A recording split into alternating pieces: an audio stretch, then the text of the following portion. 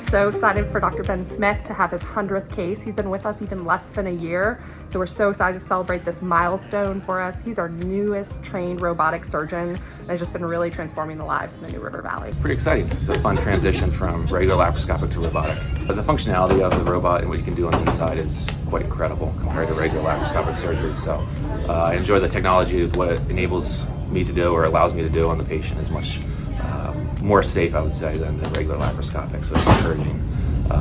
It's been a fun transition. Great set of partners, great support staff. It's kind of a team effort, which is it's been fun with the robot. We are highly focused on bringing the best technology and innovation to our patients, and Dr. Smith has done that incredibly.